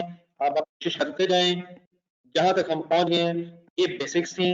अब यहाँ से इंशाल्लाह हमने बहुत बड़ी बिल्डिंग बनानी है, और आपकी कंसंट्रेशन टीम लेवल पे चली जानी चाहिए। छोटी चीजें गलत नहीं होनी चाहिए, तो समझ आ गई हैं, चीजें नहीं है वो सुनते जाएं, हजम करते चले जाएं। बिस्मिल्लाह पढ़ लें।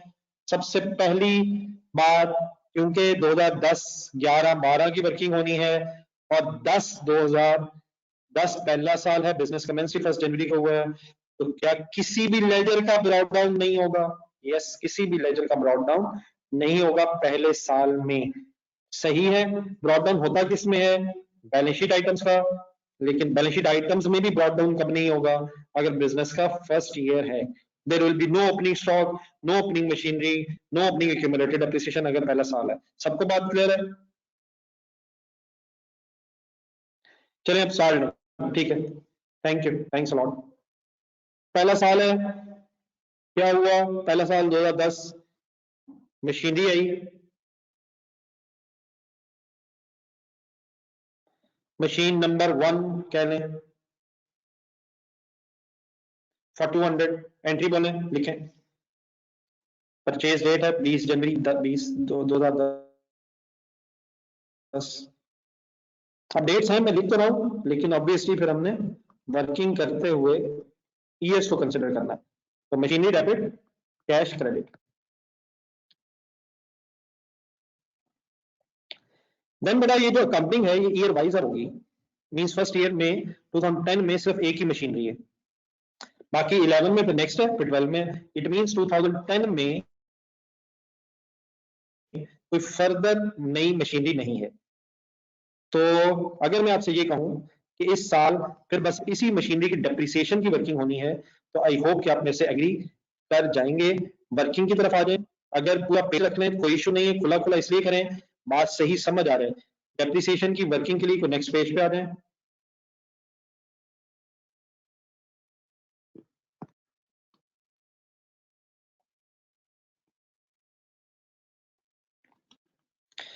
ईयर एंडेड है 31 दिसंबर 2010। इस साल मशीनरी नंबर 1, फर्स्ट मशीनरी आई 4200 की। है मेरा सलमान, 4200 क्या इस मशीनरी नंबर 1 का ये पहला साल है? यस। क्या मेथड रिड्यूसिंग है? यस। क्या रेट 25% गिवन है? यस। क्या पूरे साल की डेप्रिसिएशन की है? यस। पहला साल है, रिड्यूसिंग बैलेंस मेथड अगर है भी तो रेट पहले साल कॉस्ट से ही मल्टीप्लाई होना है, विच मींस पहले साल की मशीन नंबर 1 की अप्रिसिएशन 105 है। ऑब्वियसली अगर मशीन नंबर 1 और 2 2010 में है ही नहीं तो there is no concept of charging the depreciation. What should be the double entry of 1050? क्या accumulated depreciation का लेजर अलग बनना है? Yes. क्या डेप्रिसिएशन का लेजर रिक्वायर्ड है? नो। लेकिन क्या डबल एंट्री बोल के लिखनी चाहिए? यस। क्या डबल एंट्री बोल के लिखेंगे आप? Depreciation debit, accumulated depreciation credit 1050। Depreciation का लेजर अब मांग तो नहीं रहा, लेकिन क्या एक्यूमुलेटेड डेप्रिसिएशन के लेजर में चार्ज ऑफ डेप्रिसिएशन प्रेजेंट कर दिया हमने? Yes, separate ledger is required. Therefore पहला साल वाइंड अप कर लें 4200, 4200, CD is 4200, the 1050, 1050 and balance this ledger 1050। क्योंकि दोनों लेजर्स बैलेंस शीट रिलेटेड हैं, इसलिए इनके साथ PL प्रॉफिट लॉस या IS इनकम स्टेटमेंट लिखने की कोई जरूरत नहीं है। मैंने इतने सारे यस बोलने हैं, किसी को पता चला है क्या क्या यस हो गया है?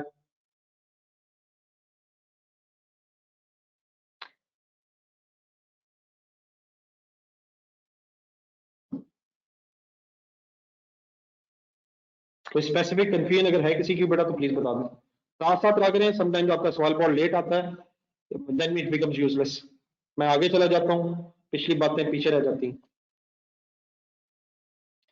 जिस तरीके से मैंने अभी आपके सामने बोला है, यस यस पूछ के सवाल अपने आप से, इसका सिर्फ ऑब्जेक्टिव बड़ा ये है कि जब भी कभी आप इंडिविजुअली क्वेश्चन करें तो शायद आपके भी जहन में राइट टाइम पे सारे सवाल इकट्ठे हों और उनके अकॉर्डिंगली यस या नो आंसर्स की बेस पे आप अपनी वर्किंग कंप्लीट करें।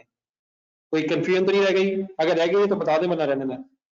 जिसकी कंफ्यूजन है वो बता दे, अगर किसी कंफ्यूजन नहीं है तो वो अल्हम्दुलिल्लाह कि रब्बिल आलमीन 2-3 दफा कह ले। बेटा जहूर ये जुल्म है यार, वर्किंग दिखा दें। लिखें सर, देख देख के लिखी जाए मिस्टर जहूर।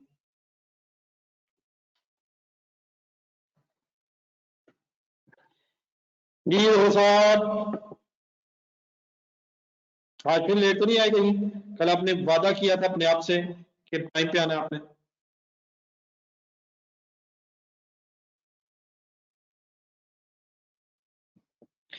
जी dear, next year brought down बनेगा मशीनरी अकाउंट का? यस। ये एसेट अकाउंट है।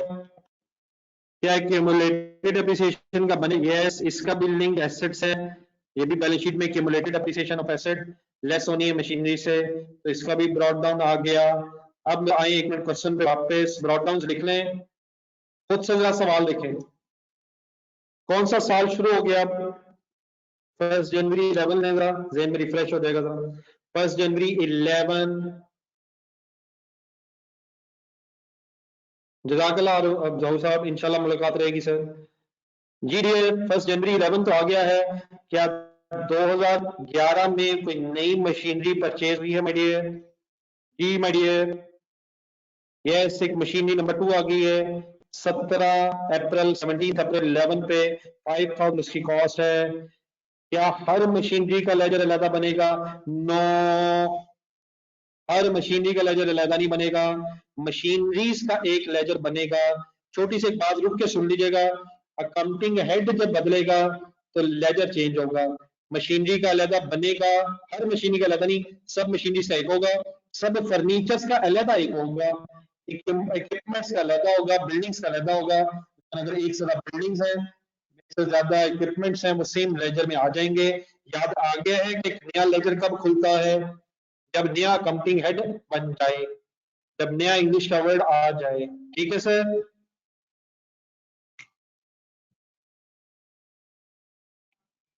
तो मशीनरी नंबर 2 17 अप्रैल 2011,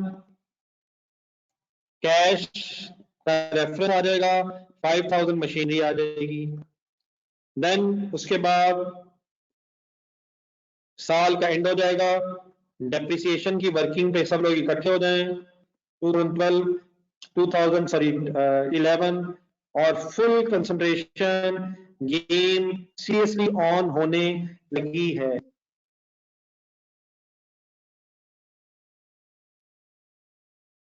मुझे जरा बता दीजिएगा काइंडली लिख के, सबने लिख लिया है? वाई एन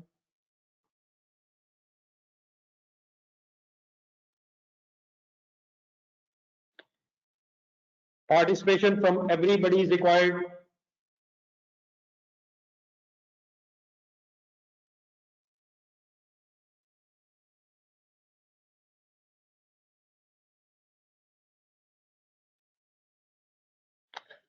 देन बेटा रुक के मेरी चंद एक बातें सुनेंगे।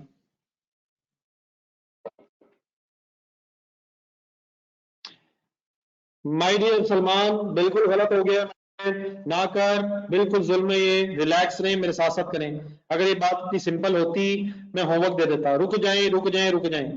पहली बात अब सोचने वाली ये हो गई है, ये मशीनरी नंबर 1 जो पिछले पीरियड में आई थी उसका पहला साल नहीं है, इस साल अब 2 मशीनें यूज हुई हैं। मशीनरी नंबर 1 का ये सेकेंड ईयर है और मशीनरी नंबर 2 का ये फर्स्ट ईयर है। ऑब्वियसली जिस साल मशीन आई है डेट्स कंसिडर नहीं करनी, हम सिर्फ हमें ईयर को कंसिडर करना है। लेकिन क्या पिछले साल वाली मशीनरी का अगर ये सेकेंड ईयर है और रेट रिड्यूसिंग बैलेंस है, तो क्या मशीन नंबर 1 के लिए WDV पे रेट लगेगा? यस। लेकिन मशीनरी नंबर 2 का ये फर्स्ट ईयर है और उसका रेट भी बड़ा अलग है, उनके रेट्स भी अलग, गौर से देखिएगा, इनको हम इकट्ठा भी नहीं कर पाएंगे क्योंकि इनके रेट्स अलग हैं। तो देयरफॉर क्या करना पड़ेगा, अब आप रुक के फुल कंसंट्रेट करेंगे और पहले मुझे रिस्पॉन्ड करेंगे कि बात क्लियर हुई है या नहीं। ठहर जाए ठहर जाए ठहर जाए। 31 दिसंबर 11 का एंड हो गया। मशीनरी नंबर 1 पिछले साल से आ रही है, उसकी कॉस्ट थी 4200, मेथड है रिड्यूसिंग। तो मशीनरी नंबर 1 का सेकंड ईयर, उसका फर्स्ट ईयर नहीं है। अब मशीनरी नंबर 1 का रिड्यूसिंग माइनस मेथड अगर है तो फर्स्ट ईयर तो रेट कॉस्ट से मल्टीप्लाई किया मैंने, लेकिन नेक्स्ट ईयर क्या करूं, अब कॉस्ट माइनस, अब एक ही साल गुजरा है तो 5050 was accumulated addition after first year. तो पहले बेटा इस ब्रैकेट में उसकी WDV आएगी, वो जो भी WDV आएगी उसको फिर रेट लगेगा मशीनरी नंबर 1 के अगेंस्ट, क्योंकि this is the second year of machinery number 1। But machinery number 2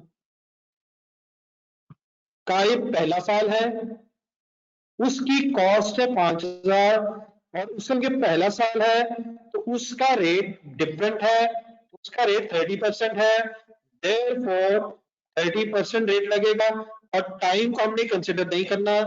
policy ये है कि जिस साल एसेट खरीदेंगे पूरे साल की डेप्रिसिएशन चार्ज करेंगे। पहले मुझे ये बता दें, मेरी वर्किंग्स क्लियर हो गई हैं 11 के एंगल से? जी मिस्टर हमजा, मिस्टर रबाब, उमर।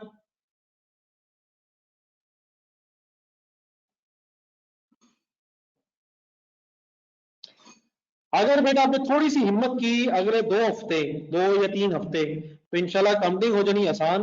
और अगर आपने हिम्मत ना की तो ये अकाउंटिंग का पता भी नहीं चलना। आपको अनफॉर्चुनेटली महसूस हुआ करना कि ये पता नहीं अकाउंटिंग क्लास में फिजिक्स की क्लास होती है। तो अगर आप लोगों ने साथ साथ ना कोशिश की, मुझे रिस्पॉन्ड ना किया, तो अनफॉर्चुनेटली मुझे नहीं पता चलेगा कि आपको समझ आई है या नहीं।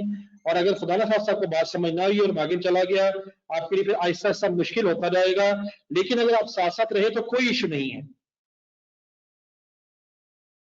देखिए अहमद मुमताज साहब, प्लीज माय डियर, वर्किंग करें, फिर WDV बना के आप मल्टीप्लाई करें। बाकी चॉइस आपकी है, ये वर्किंग है, चॉइस है, जैसे मर्जी करें, लेकिन लिखे प्रेजेंट करके 4200 माइनस 1050 इंटू 0.25 25% इज इक्वल टू, थोड़ा राउंड अप कर लीजिएगा, 788 हो जाएगा। और 5000 इंटू 30% इज इक्वल टू 1500। दोनों फिगर्स को इकट्ठा करें, फिगर हो जाएगी ये 2288। कोई इशू? फिगर में से जस्ट मैच कर लें, फिगर बेटा चाहे ना बताएं। कोई इशू है तो स्पेसिफिकली डिस्कस करें, सिर्फ अगर इशू है तो।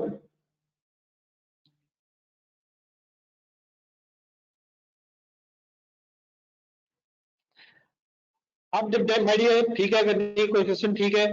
अब 2280 is the depreciation of the second year.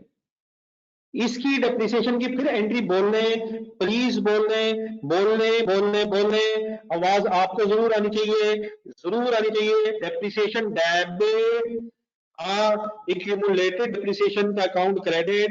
Depreciation का लेजर हम नहीं बना रहे, तो डेप्रिसिएशन डेबिट में जहन में तो आ रही है कि अपने लेजर में होगी, लेकिन उसे पेज पे क्यों नहीं लिख रहे, रिक्वायर्ड नहीं एग्जाम में।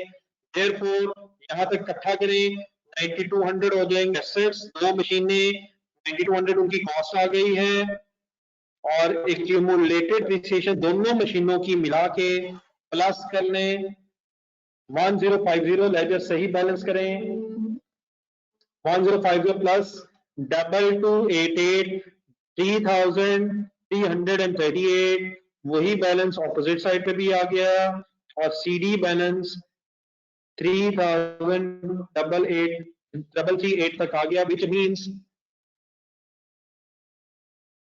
बेटा तैयब प्लीज मैंने ब्राउट डाउन की है, तैयब खुदा के लिए मैंने की है मेरे भाई। आपकी मर्जी है, उमर टेबल बनाना है टेबल बना लें। तैयब प्लीज ब्रॉड डाउन मैंने किया है, तैयब ना कर यार, प्लीज ब्रॉड डाउन किया है।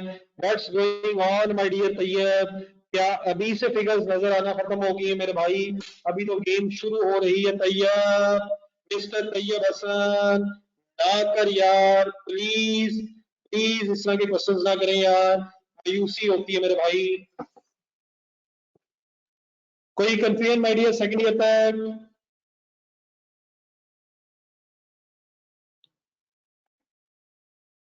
अगर है तो पूछ लें, वरना रहने दें, रहने दें, रहने दें। अगर है तो पूछ लें, और अगर नहीं है तो 3 दफा अल्हम्दुलिल्लाह कह के अगला कदम बढ़ाएं। What is the next step? तीसरा साल शुरू हो गया है। बिस्मिल्लाहिर्रहमानिर्रहीम, या अल्लाह मदद कर मौला। ब्रॉड डाउन माय डियर लिखें, कौन सा साल शुरू हो गया? 1 जनवरी 12। ब्रॉड डाउन दो मशीनों का 9200, brought down accumulated depreciation 3338। Third year में फिर एक एडिशन ढूंढे, खुद फाइनल करें। 11 जुलाई 3500, 11 जुलाई फिगर्स लिखें, डेट लिखें, रेफरेंस लिखें। 11 जुलाई 2012 machinery debit 3500, cash credit 3500, cash का लेजर इज नॉट रिक्वायर्ड। आप सजेस्ट करें क्या रह गया? बस कोई एक लफ्ज से कम से कम सजेस्ट कर दें, क्या रह गया? एडिशन अगर मैंने लिख लिया, नया सेट लिख लिया है, सिर्फ क्या रह गया? डेप्रिसिएशन बिल्कुल ठीक कह रहे हैं, बिल्कुल ठीक है, ठीक कह रहे हैं, ठीक कह रहे हैं। वर्किंग्स में आ जाएं, थर्ड ईयर की डेप्रिसिएशन मेरे साथ कंप्लीट करें, और मेरी बातें प्लीज गौर से सुने। यकीनन जो लोग कोशिश करेंगे, कुछ बातें आपके जहन में होपफुली खुद भी आ गई हैं, लेकिन प्लीज मेरे साथ की इसलिए करें कि मैं आपके जहन में। 12 की डेप्रिसिएशन क्या इस साल, सवाल नंबर 1, क्या इस साल 3 मशीनें हो गई हैं? यस। क्या मशीन नंबर 1 का तीसरा साल, क्या मशीन नंबर 2 का दूसरा साल, और क्या मशीन नंबर 3 का पहला साल है? यस। मेथड क्या है? रिड्यूसिंग।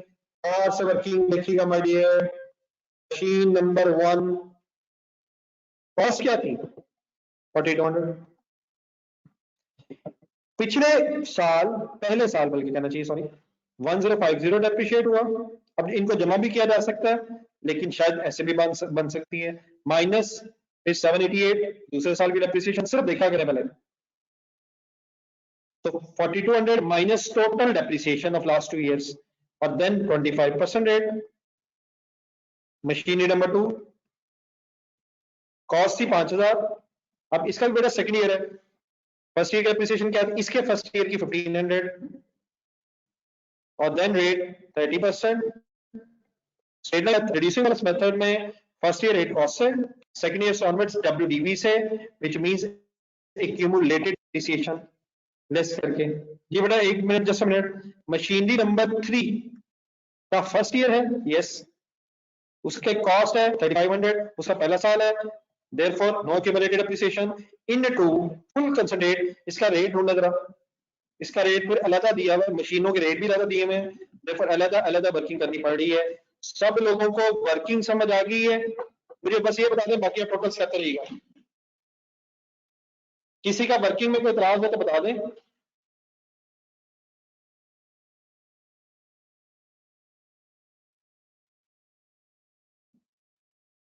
जी बिल्कुल ठीक है राशिद, जज़ाकल्लाह, बिल्कुल ठीक है बेटा। मशीनरी नंबर 2 कॉस्ट 5,000 थी मिस्टर फैजान। पिछले साल की डेप्रिसिएशन ऑलरेडी एक साल की चार्ज हो चुकी थी, सेकंड ईयर था, ठीक है मिस्टर फैजान। तो दूसरा साल है, कॉस्ट माइनस एक्यूमुलेटेड डेप्रिसिएशन और देन रेट मल्टीप्लाई हो जाएगा, ठीक है फैजान। मशीनरी नंबर 1 समझ नहीं आया मिस्टर उमर, कंसंट्रेट करें यार। मशीनरी नंबर 1 की कॉस्ट थी 4200, पहले साल की डेप्रिसिएशन थी, मशीनरी नंबर 1 की कॉस्ट थी 4200, पहले साल की डेप्रिसिएशन माय डियर थी 1050, दूसरे साल की 788। तो या तो दोनों सालों को इकट्ठा करके माइनस करके आंसर निकाल लें, या दोनों इकट्ठी करके लेस कर दें, ठीक है मिस्टर उमर।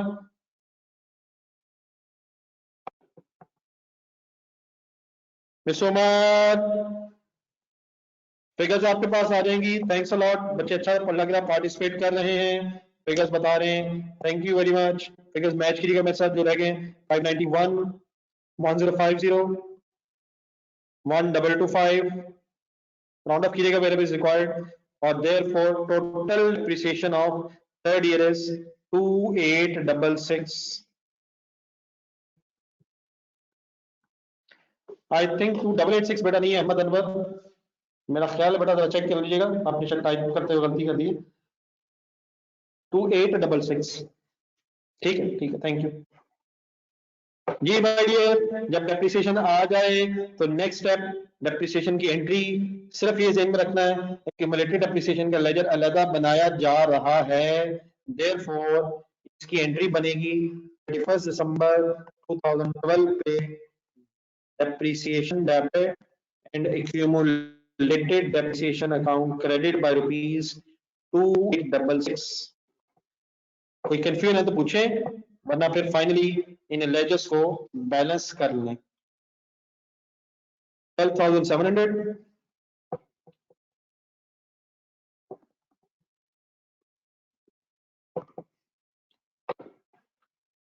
असल में इंट्रो का syllabus is just too much.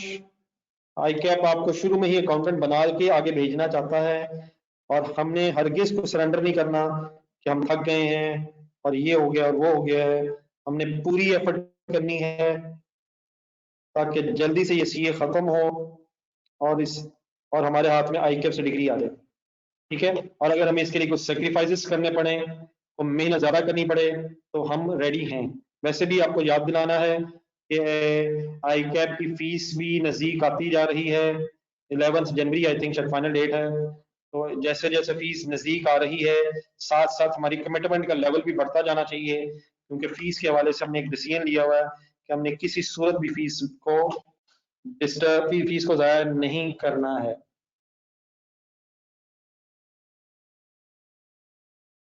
जी जरूर साहब, अल्लाह करे सर, ठीक है।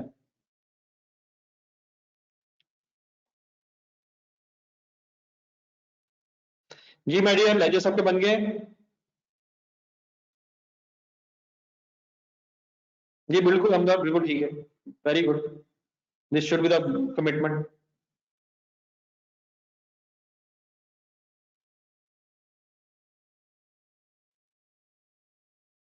वाइंड अप कर लें, अभी 2-3 मिनट हैं। इसकी जरा एक बी रिक्वायरमेंट में से समझ लीजिएगा, करनी घर से अपने आपने।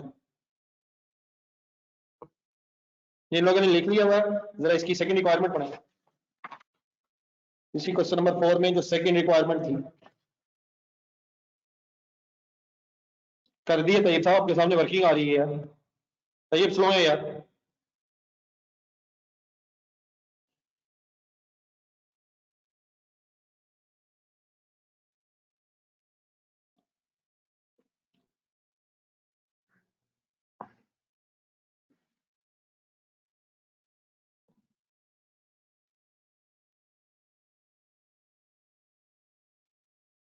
ये सलमान ठीक कह रहे हैं, फाइनेंशियल स्टेटमेंट एक्सट्रैक्ट्स है।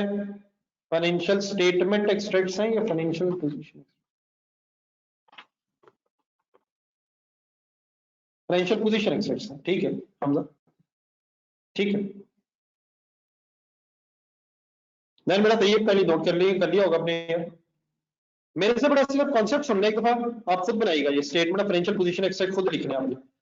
करेंगे क्या, 3 अलग अलग बनाएंगे 3 सालों के एंड पे, as on 31 December 10, as on 31 December 11 और एज ऑन 31 December 12। खुद से बनाना आपने।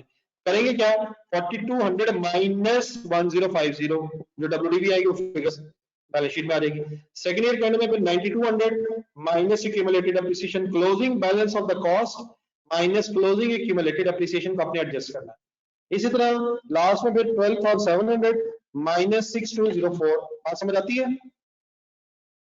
बात समझ आ गई सबको? लिख लेंगे।